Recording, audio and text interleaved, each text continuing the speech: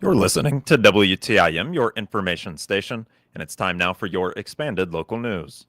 The Christian County Board met on October 21st to discuss business, review ordinance, and go over committee reports.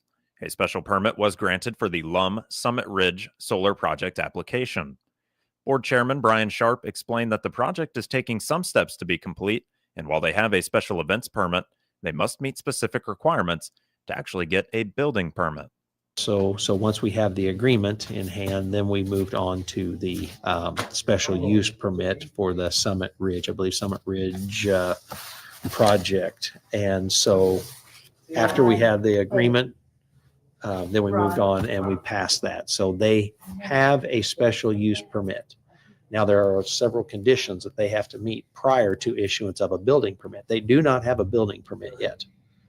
That has not been issued. So they have a special use permit that allows them to move forward, and it keeps their bankers happy and their financing and those type of things so that they can move forward with that. So, and we have it in writing what those conditions are going to be, and they have signed to those conditions. So So hopefully we'll be able to have a little bit of control with this moving forward. it does. It does. I mean, we've learned a lot. I mean, the project out by the YMCA, I think, was really one of the first small scale projects that we had worked with. I mean, you guys can drive by there and see what kind of a mess it's looked like. We have zoning administrator has worked to get those folks to clean the thing up, I mean, we've kept a lot of pressure on them. Board member Ray Kuntz expressed frustration over feeling that the board's hands are tied when it comes to the state. Illinois says that unless you can find a legit situation or reason that you have to approve solar fields, or you might face getting sued. I'm not against solar projects. I just don't want the whole entire county a solar field. But state of Illinois, they say you have to approve it unless you got a good reason. You know, if they meet the ZBA requirements, if they meet our ordinances, if they meet the state and federal guidelines, you know, unless you want to get sued, let's be honest, you got to approve it, you know. So I disagree with all these solar fields going up, but, you know, until the state of Illinois changes, there's just like other counties. I mean, it's not, like I said, not just Christian. You know, you can look it up online. The other counties are arguing the same points. And, you know, until there's a solution from the state, you know, we're pretty much at the mercy of the state of Illinois. So Sharp says that the board wants these projects to set up better timelines because far too often, he says, he sees these projects get delayed over and over again. I think the board in general, I mean, if you're going to come here and you're going to bring a project to us and you're going to act like you want to do this, then get it done. I don't believe in kicking this can down the road. Quite often we find that these projects, they've got a great idea, but they have no plot, they have no project. They come in and they tell us a big story, and then we just kick the can and kick it down the road. You know, don't come to us unless you've got a project to go. And so that's what we're struggling with. I'm hopeful. It sounds like that they were looking at something in the coming year. I hope that comes to pass. And if they're going to do it, let's just get it done and get moving. So don't waste our time. We won't waste yours. Many from the public, especially those that live near the project, spoke out against the solar project. It is slated to be built on West South Street, North 1250 East Road, and JC Drive. The city of Taylorville has stated that it is a county issue and have remained neutral. In other county board news, a Black Diamond solar energy extension was approved for 6 months. The state's attorney assistant salary was adjusted. It needed to be changed in the line item. There will be a special board meeting held on Friday, October 24th at 10:30 a.m. for the approval of purchases of tandem trucks. It will be held at the Law Library on the first floor of the Christian County Courthouse. The next regular board meeting is set for Tuesday, November 18th of 2025.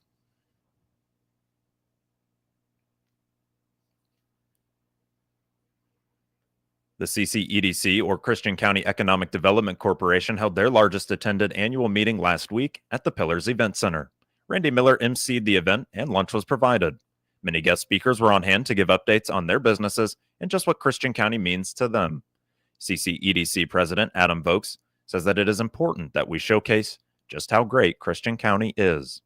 It's always important to showcase what's going on in Christian County. There's a lot of great things going on in Christian County, and here today, we're going to hear a few of those projects. People are going to talk about some of the really positive things going on.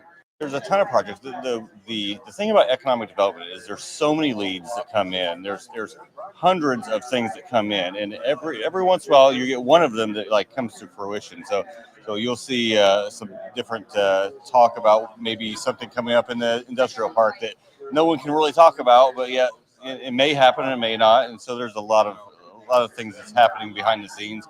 And I just want to give a lot of credit to Matt Hart. Like he puts on a whole lot of meetings with different people throughout the state, and I think I'm excited to see what comes from that. Ben Mormon, president of Midwest Meter, says that they supply water meters to various utilities and that they call Edinburgh home. Yeah, and so we operate, like I said, here in 5 states in the Midwest, and there's about 40 of us company-wide that complete that task every single day. Well, Christian County's home for us, right? So the business was started in Edinburgh in 1963, and then it has expanded to the other states since that point.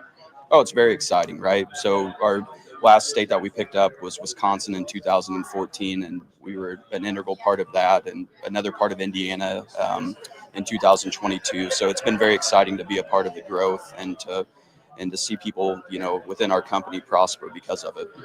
Right next to the new Sloan's facility on the south edge of Edinburgh. So we encourage everybody to maybe pull off the first Edinburgh exit and drive by and take a look at it. We're very proud of it and very excited, like I said, to get out there and get moved into it. Courtney Cosby is COO of E.L. Pruitt and spoke to how important fabrication is to the area and to commercial construction.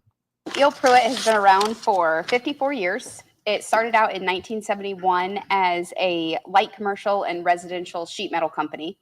And in the past 50 years, we've grown and we have multiple offices in Springfield, Decatur, and now our newest office in Taylorville.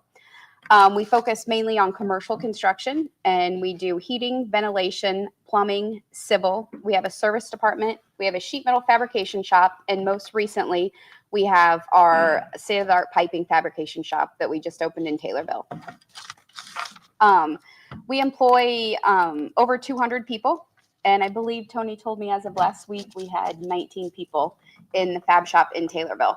So it's really taken off quite a bit quicker than we anticipated.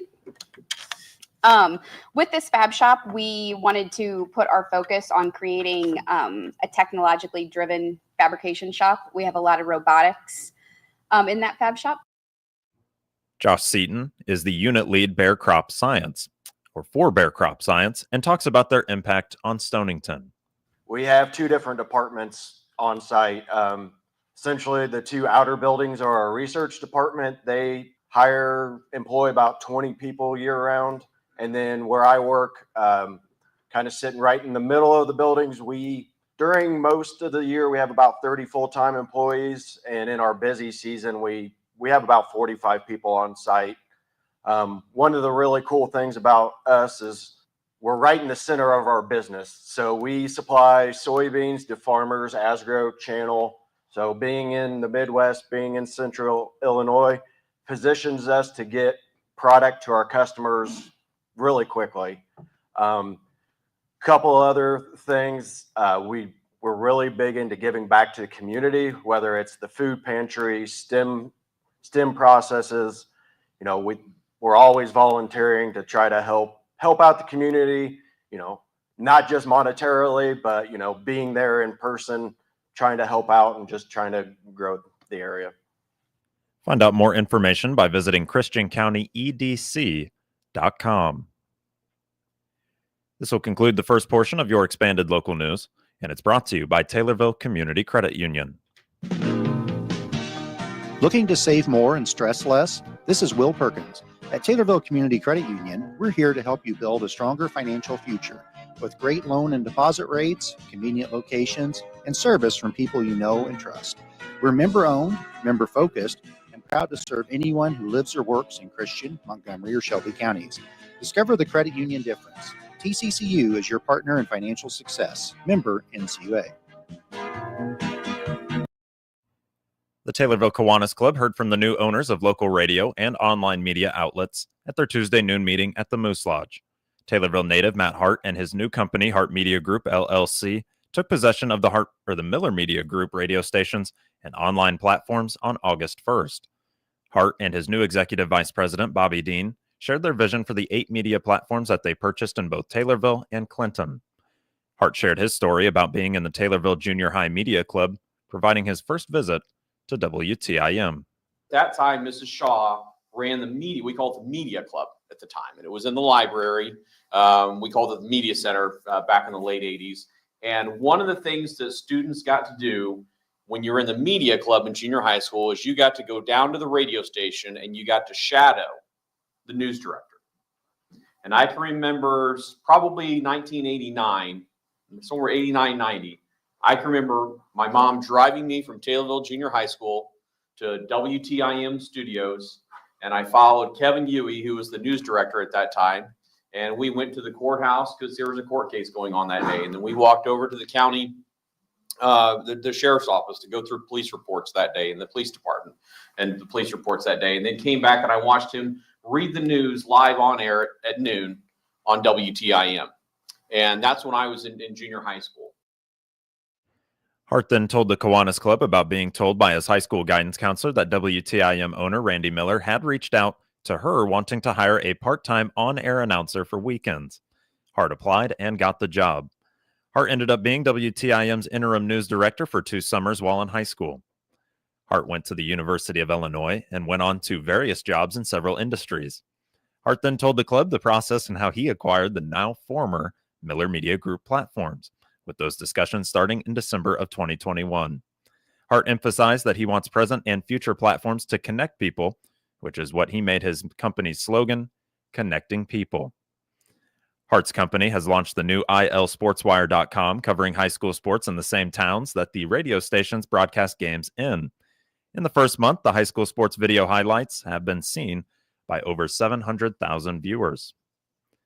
Dean would go on to share that with the Kiwanis Club, that the new Hart Media Group is now offering new ideas to deliver advertisers' messages. Some of our other products that we're really excited about offering is our video production, our podcasting, and our IL Sports Wire that Matt had mentioned earlier. The video production is exciting because those are things that we can help our local businesses get their word out even more. These are small, short videos that we can produce for you. And then you can be posting those on your social media platforms, your websites, whatever medium you plan to do so. And we can assist you with that as well. Podcasting is also it's new to us over the last several months and is very popular. That is one of the fastest growing ways to connect your audience with a deeper and more personal level. So those are the great ways to get your stories out. And then the third thing is the IL Sports Wire. The IL Sports Wire is more than just broadcasting. It's actually shining the spotlight on our community, our schools, and our local athletes. The Taylorville Kiwanis Club is part of a global organization of volunteers dedicated to improving the world one child and one community at a time. Weekly meetings are held Tuesdays at noon at the Taylorville Moose Lodge. And for more information on the club, go to taylorvillekiwanis.com.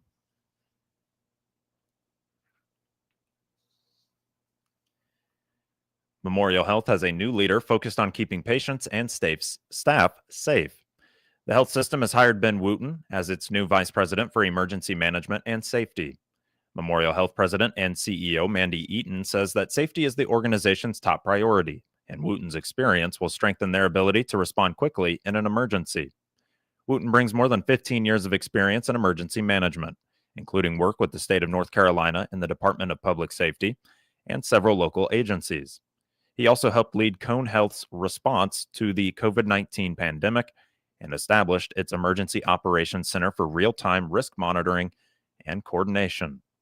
In his new role, Wooten will oversee security and emergency preparedness across Memorial's hospitals and clinics in Springfield, Decatur, Jacksonville, Lincoln, and in Taylorville.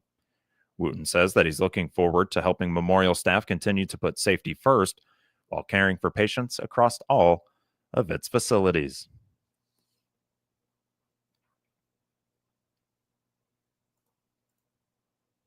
expecting some short windows of fall weather, and that might all be that we're going to see for the rest of October, says Freeze Notice weather meteorologist Paul Otto.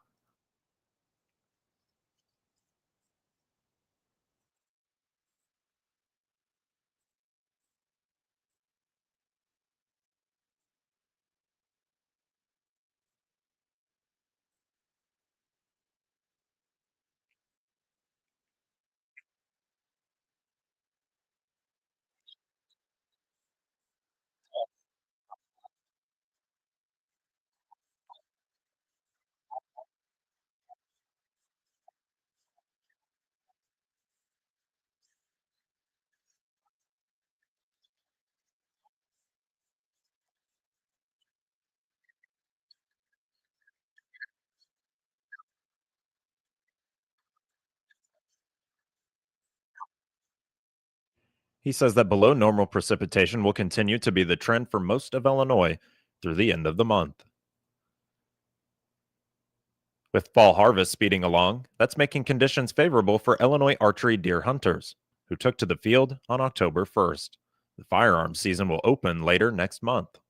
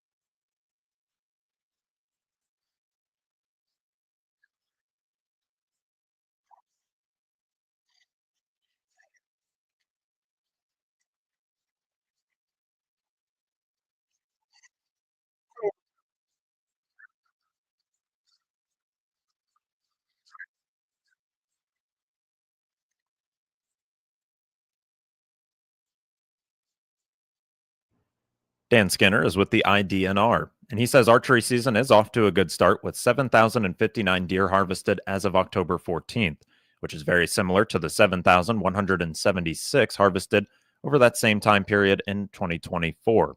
The top harvest counties include Jefferson, Pike, Vermilion, Fayette, and Williamson counties. This will conclude the second portion of your expanded local news, and it's brought to you by CNB Bank and Trust. Farming never takes a day off, and neither should your banking. At CNB Bank & Trust, our regular business checking account lets ag businesses run smoothly, and you'll have anytime, anywhere access with digital banking, bill pay, a debit card, e-statements, even QuickBook upload, so you can focus on harvest, not paperwork, helping farmers do what they do best, grow. Stop by your local branch or visit cnbil.com today. CNB Bank & Trust, helping to open doors since 1854. Member FDIC, equal housing lender. Moving now to obituaries, which can be found at TaylorvilleDailyNews.com and are brought to you by Sutton Memorial Home. This is Chad Sparks.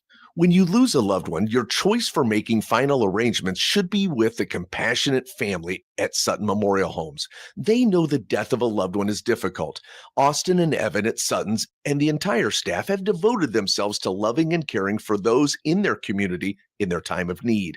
You can trust Sutton Memorial Homes to assist your family in making final arrangements that will be a tribute to your loved one. Sutton Memorial Homes, caring is what they do best. 42-year-old Stephanie Michelle Colonius of Taylorville died on October 18th. Visitation is October 24th from 11 a.m. to 12 p.m. at Trinity Lutheran Church in Taylorville. Memorial service will be on October 24th at 12 p.m. at Trinity Lutheran Church in Taylorville.